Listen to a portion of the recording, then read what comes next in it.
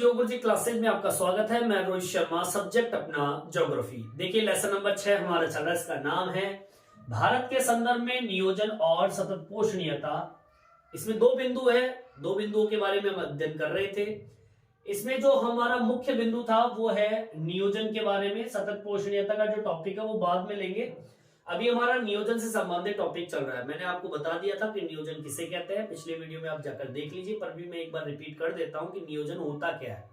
देखिए नियोजन होता है किसी भी कार्य को करने से पहले जब हम इसी कार्यक्रम की रूपरेखा बनाते हैं और उस रूपरेखा के अनुसार, और रूपरेखा बनी है सोचकर विचार कर, मतलब कोई भी काम शुरू करने से पहले उस काम के बारे में सोचिए, उसके बारे में विचार कीजिए, फिर रूपरेखा बनाइए, फिर उसे लागू कीजिए गतिविधियों को, तो वो आपका कार्य क्या होता है, सफल होता है।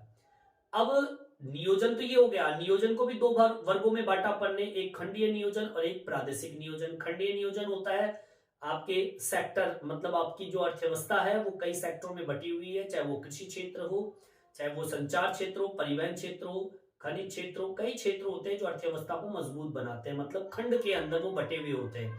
अब ऐसी खंडीय जो व्यवस्था होती है, ऐसी खंडीय व्यवस्था के अंतर्गत अगर आप विकास चाहते हो तो उसके अकॉर्डिंग आपको काम करना होता है, उसके लिए कार्यक्रम बनाने होते हैं, इसे बोलते हैं खंडीय नियोजन।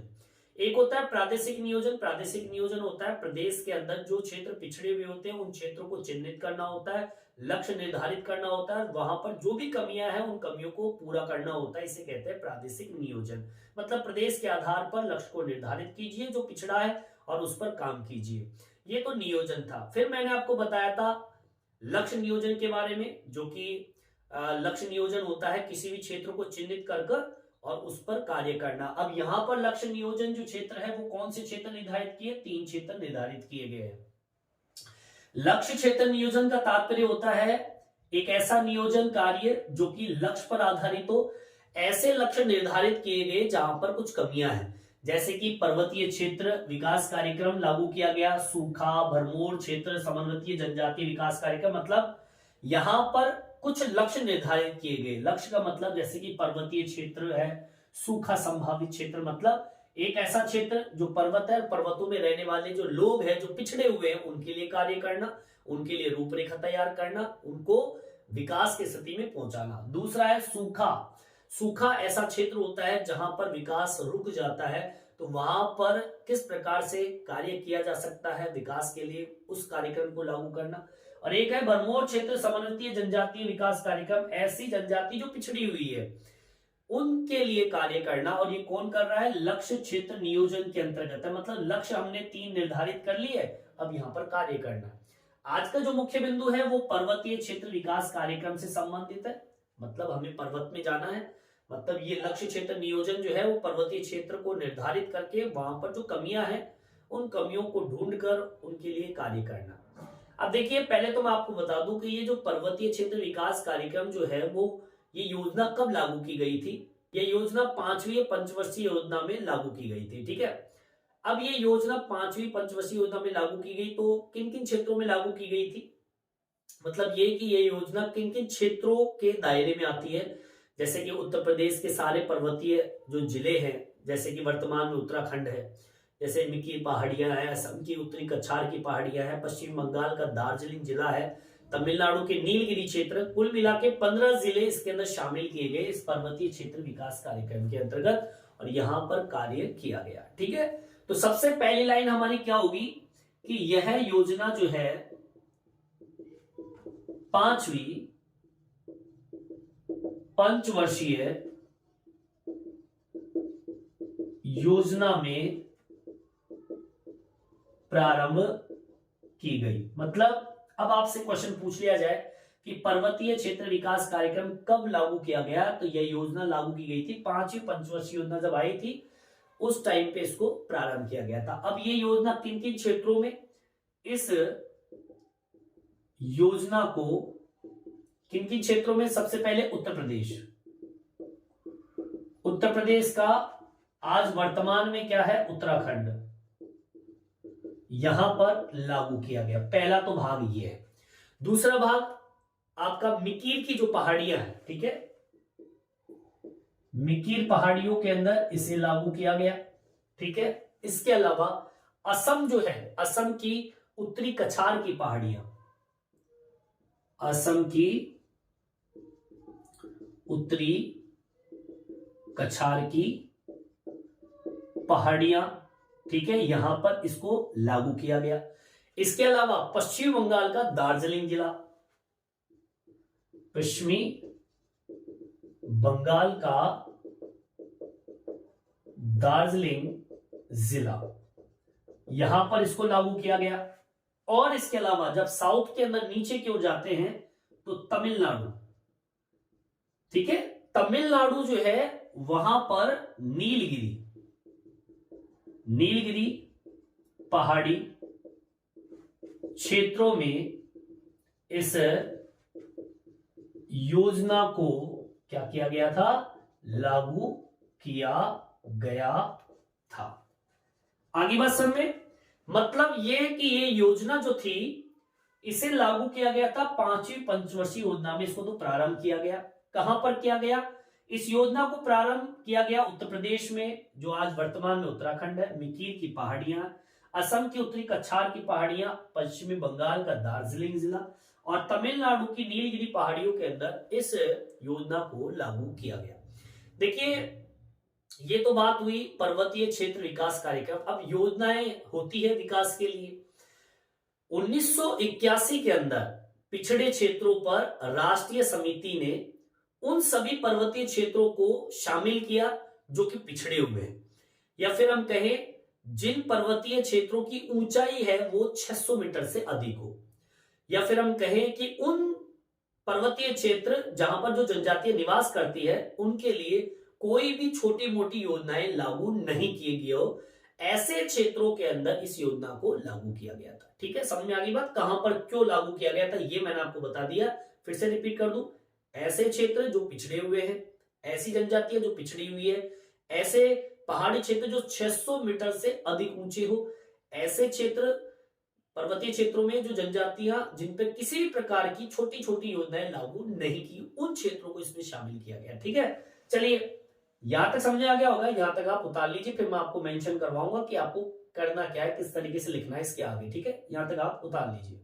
देखिए वे आगे की ओर बढ़ते हैं। अब इसमें आगे क्या मेंशन करना है कि 1981 का समय था, 1981 में जो पर्वतीय क्षेत्र है, पर्वतीय क्षेत्रों में पिछड़ी जनजातियों, पहला जो पिछड़ी जनजातियां हैं 1981 के अंदर पर्वतीय क्षेत्रों में जो पिछड़ी जनजातियां हैं, उन पिछड़ी जनजातियों पर यहां इस योजना की तरफ काम किया गया। इसके अलावा जो क्षेत्र 600 मीटर मतलब पर्वतीय क्षेत्रों की जो ऊंचाई है वो 600 मीटर से अधिक हो, वे पर्वतीय क्षेत्र जिनकी ऊंचाई कितनी हो, 600 मीटर से अधिक हो, वे एक पॉइंट और जोड़ना है, जिन जनजातियों के लिए किसी भी प्रकार की छोटी मोटी योजनाएं लागू ना हो, वे जिन या कहे कि पर्वतीय क्षेत्रों में जो जनजातियां निवास करती है उनके लिए किसी भी उप मतलब छोटी योजनाएं लागू ना हो, वहां यह पर्वतीय क्षेत्र विकास कार्यक्रम क्या किया गया, लागू किया गया। आगे बात समझ में, मतलब ये कि ये जो पर्वतीय क्षेत्र विकास कार्यक्रम जो है वो कहां पर लागू किया गया, 1981 के अंदर पर्वतीय क्षेत्रों में, वो क्षेत्र जो पिछड़ी जनजाति क्षेत्र है, वे पर्वतीय क्षेत्र जिनकी ऊंचाई 600 मीटर से अधिक हो, वे पर्वतीय क्षेत्र जहां जनजातियां निवास करती है उनके लिए किसी भी प्रकार की छोटी मोटी योजनाएं लागू ना हो, वहां पर पर्वतीय क्षेत्र विकास कार्यक्रम लागू किया गया। समझ में आई बात। अब इन पिछड़ी जनजाति क्षेत्रों के विकास के लिए जो राष्ट्रीय समिति है, ये काम कौन कर रहा है? राष्ट्रीय समिति ये काम कर रही है।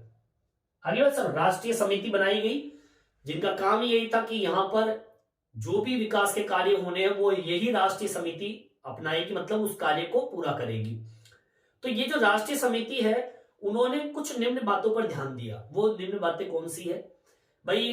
राष्ट्रीय समिति क्या चाहती थी कि ये जो हम पर्वतीय क्षेत्र विकास कार्यक्रम जो लागू कर रहे हैं तो वो किस प्रकार से एक तरीके से सफल हो। तो उन्होंने कुछ बिंदु बनाए, 5-6 बिंदु, उस पर उन्होंने बहुत ही गहराई से ध्यान दिया। पहला काम तो ये किया उन्होंने कि जो लाभ मिल रहा है वो सभी को मिलना चाहिए, किसी विशेष व्यक्ति को ना मिले, पैसे वाले व्यक्ति को ना मिले। दूसरा, जितने भी स्थानीय संसाधन है जो कि वहां पर पैदा होते हैं, उन संसाधनों व जितनी भी प्रतिभाएं वहां पर उत्पन्न होती है, उन प्रतिभाओं का क्या हो? विकास हो। चाहे वो संसाधन से संबंधित हो, चाहे वो व्यक्ति से संबंधित हो। भाई अगर मान लीजिए वहां पर स्थानीय संसाधन मौजूद है तो उनका भी विकास होना चाहिए, और वहां पर जो लोग उपस्थित है उनका भी विकास होना चाहिए। तीसरा ये कि जीवन निर्वाह जो अर्थव्यवस्था है, जीवन निर्वाह का मतलब होता है एक ऐसी अर्थव्यवस्था, ऐसी कृषि कह दीजिए जो केवल जीवन निर्वाह को आगे की ओर बढ़ाती हो, ऐसी अर्थव्यवस्था को बढ़ावा मिले उन क्षेत्रों के अंदर। या फिर कहें कि ऐसे पिछड़े क्षेत्र जहां पर व्यापार जो होते हैं वो पिछड़ जाते हैं, उन पिछड़े व्यापारों का शोषण ना हो, व्यापार उन्नत हो। या फिर हम कहें पांचवा ये कि पिछड़े जो क्षेत्र है वहां पर बाजार में सुधार किया जाए। या फिर हम कहें कि पारिस्थितिकीय संतुलन बनाए रखा जाए। ऐसे विशेष 6 बिंदुओं पर इस राष्ट्रीय समिति ने पहाड़ी क्षेत्रों में ध्यान दिया जिससे वहां का विकास हो सके। ठीक है, इसको मेंशन कर देते हैं। यहां तक समझ में आ गई होगी, यहां तक आप उतार लीजिए। देखिए आगे की ओर बढ़ते हैं और यहां पर क्या मेंशन करते हैं। देखिए यहां पर हम लिखेंगे पिछड़े क्षेत्रों में विकास के लिए राष्ट्रीय समिति ने निम्न बातों पर ध्यान दिया। ठीक है, अब वो निम्न बात कौन सी?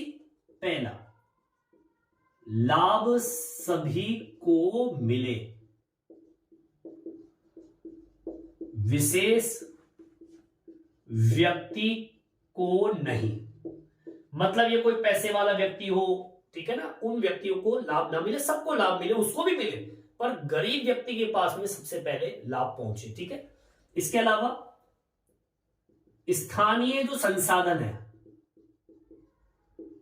वह प्रतिभाओं का क्या हो? विकास हो। ठीक है, मतलब जितने भी वहां पर स्थानीय संसाधन उनका विकास हो, साथ में प्रतिभाएं, लोगों से संबंधित कई प्रतिभाएं होती है, उनका भी क्या होना चाहिए? विकास होना चाहिए। तीसरा, जीवन निर्वाह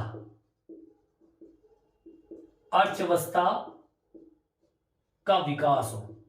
मतलब ऐसी जीवन निर्वाह व्यवस्थाएं होती है या अर्थव्यवस्थाएं होती है जो कि कृषि से संबंधित होती है, उनको भी बढ़ावा मिलना चाहिए। ठीक है, इसके अलावा जितने भी अंतर प्रादेशिक व्यापार है जो वहां पे उपस्थित है, उन व्यापारों का क्या हो? जो पिछड़ चुके हैं उनका शोषण ना हो। ठीक है, अंतर प्रादेशिक व्यापार में पिछड़े क्षेत्रों का शोषण ना हो। ठीक है, अंतर प्रादेशिक व्यापार में पिछड़े क्षेत्रों का क्या ना हो? शोषण ना हो।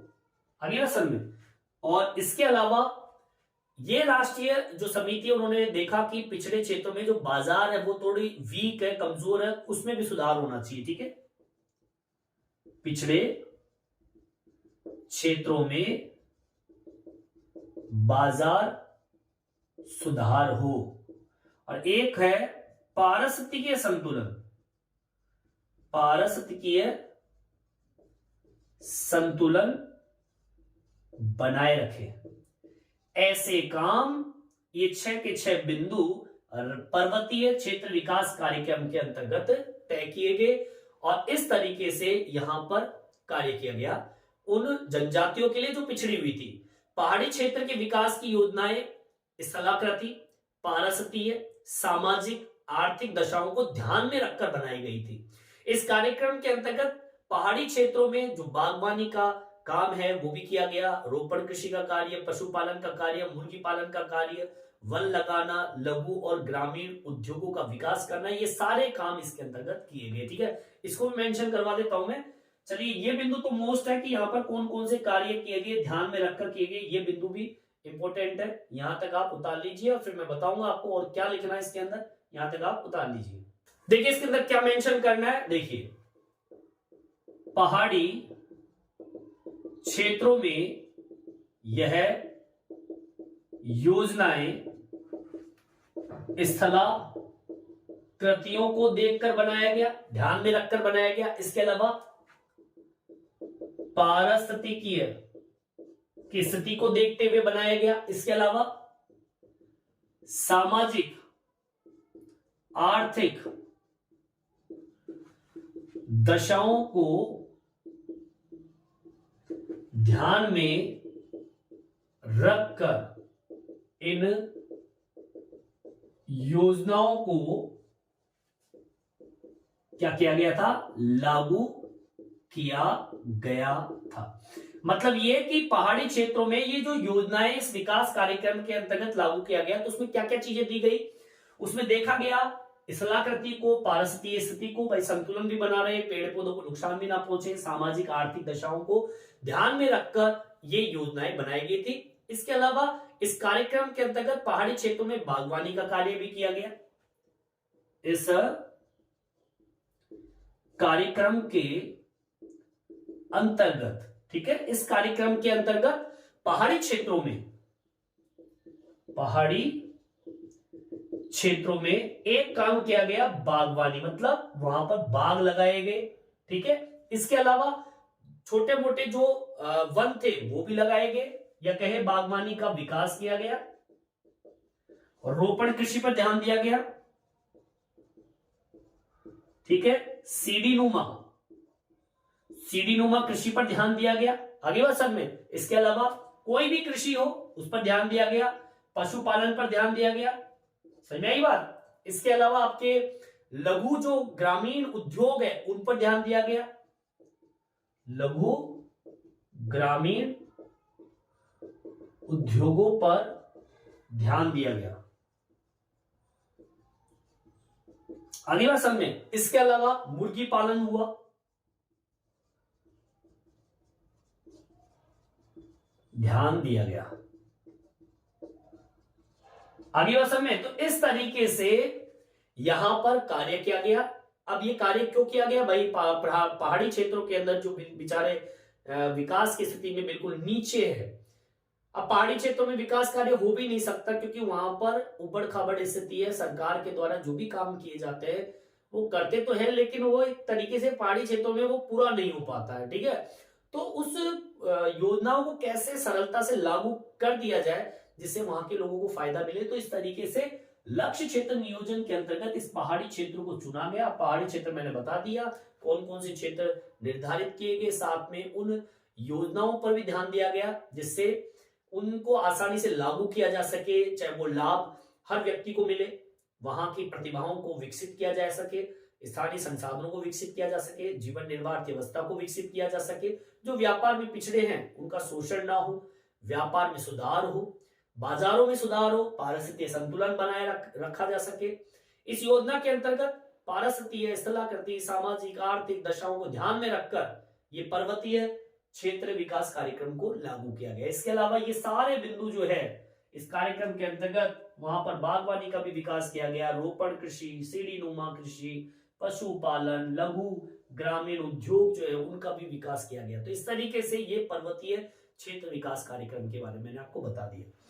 नेक्स्ट वीडियो में हम पढ़ेंगे सूखा। अभी पर्वतीय क्षेत्र देख लिया ना अपन ने, अब सेम ऐसा कि ऐसा ही आपको सूखे में डालना है। सूखे के अंदर भी इसी तरीके से विकास कार्य किए गए, थोड़ा सा लैंग्वेज चेंज हो जाएगी, पर क्षेत्र चेंज कर दिया। ये पर्वतीय है तो अब ये सूखा क्षेत्र में चलते हैं कि सूखा क्षेत्र में क्या क्या हुआ।